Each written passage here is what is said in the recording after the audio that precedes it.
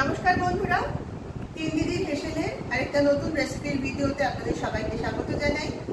আজকে আপনাদের জন্য নিয়ে এসেছি একটা খাঁটি বাঙালি রান্না। আজ আমরা বানাচ্ছি স্বাদে ভরপুর কচু চিংড়ি বাটা। তাহলে চলুন শুরু করা যাক। আমরা রান্নাঘরে এসে গ্যাস জ্বেলে কড়াই বসিয়ে দিয়েছি। কড়াইতে দিয়ে দিয়েছি ওই বড় চামচে 1.5 চামচ মতো সর্ষের তেল। তেলটা অলরেডি গরম হয়ে গেছে। এখানে 200 গ্রাম চিংড়ি মাছ বেছে ধুয়ে সামান্য নুন হলুদ মাখানো আছে। প্রথমে এই চিংড়ি মাছটা কড়াইতে দিয়ে দেব।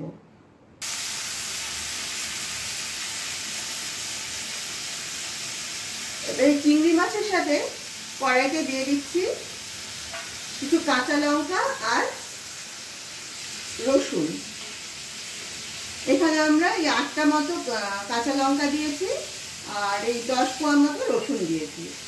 এই চিংড়ি মাছ, কাঁচা লঙ্কা আর রসুন এই তিনটে একসঙ্গে একটু হালকা করে ভেজে নেব। এখানে একটা মিক্সারের জারের মধ্যে আমরা 300 গ্রাম মানকচু এরকম সরু সরু করে কেটে নিয়েছি। যতক্ষণ চিংড়ি মাছগুলো ভাজা হচ্ছে তার মধ্যে আমরা এই কচুটা মিক্সিতে বেটে নেব। আমাদের কচুটা বাটা হয়ে গেছে। আমরা কচুটা এখন একধারে রেখে দিচ্ছি। আমাদের চিংড়ি মাছগুলো ভাজা হয়ে গেছে। এবার একটা প্লেটে তুলে নিয়ে এগুলো একটু ঠান্ডা করে দেব। তারপর এগুলো আলাদা করে বেটে দেব। চিংড়ি মাছগুলো তুলে নেওয়ার পরে কড়াইতে আরও 1 চামচ মতো তেল দিয়ে দিয়েছি, অবশ্যই সর্ষের তেল। এবার এতে কিছু ফোড়ন দিয়ে নেব। প্রথমে তেলটা অলরেডি গরম হয়ে গেছে। ফোড়নে দিচ্ছি সামান্য কালো জিরে এবং 3টে শুকনো লঙ্কা। ফোড়নটা একটু নেড়ে নিয়ে আমরা বেটে রাখা মানকচুটা কড়াইতে দিয়ে দেব।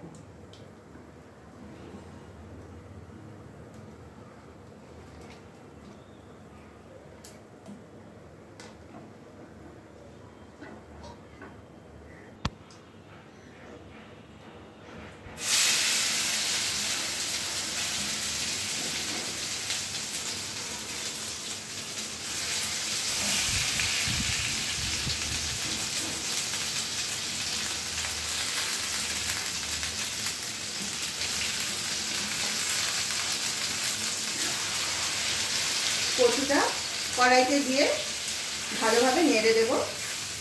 আঁচটা কিন্তু এখন কম করেই রাখা হয়েছে।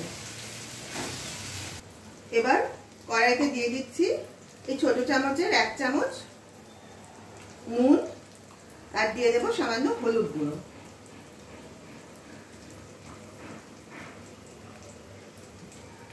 এবার নুন হলুদটা ভালোভাবে মিশিয়ে দেব।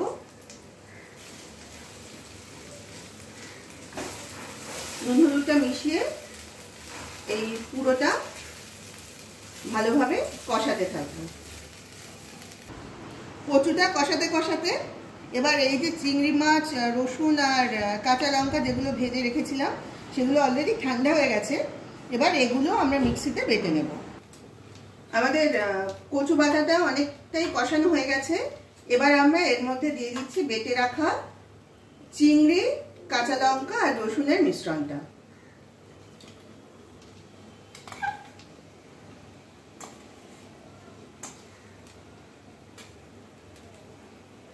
এবার সবটা একসঙ্গে ভালোভাবে মিশিয়ে নেব।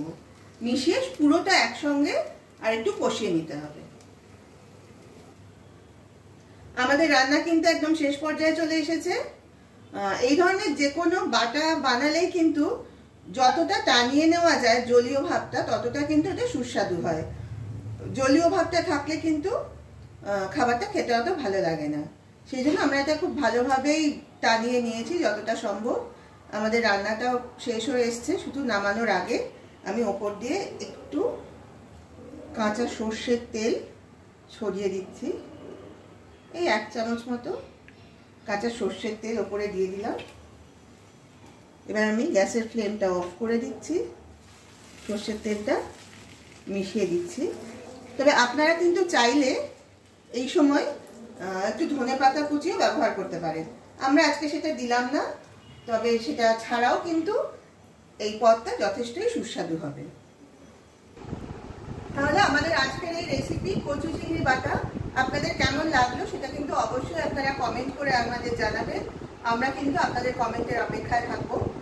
আপনারা যারা যারা তিন দিদির হেসেল ইউটিউব চ্যানেল থেকে আমাদের এই ভিডিওটা দেখলেন তাদের সবাইকে অনুরোধ করছি আপনারা প্লিজ চ্যানেলটা সাবস্ক্রাইব করুন এবং পাশের বেল আইকনটা প্রেস করে দিন। তাহলে কিন্তু আমরা যখনই এই ধরনের কোনো সুস্বাদু রেসিপি এই চ্যানেলে আপলোড করব তার নোটিফিকেশন আপনারা পেয়ে যাবেন। আর যারা ফেসবুকে তিন দিদি হেসেল পেজ থেকে দেখছেন এই ভিডিও তাদের সবাইকে অনুরোধ করছি আপনারা প্লিজ পেজটাকে ফলো করুন এবং প্লিজ সকলেই লাইক কমেন্ট আর শেয়ার করে আমাদের পাশে থাকুন আর আমাদের আরও নতুন নতুন ভিডিও তৈরি করতে উৎসাহিত করুন। আজ তাহলে এই পর্যন্তই, আবার খুব শীঘ্রই ফিরে আসবো একটা নতুন রেসিপি নিয়ে। সবাই ভালো থাকবেন, নমস্কার।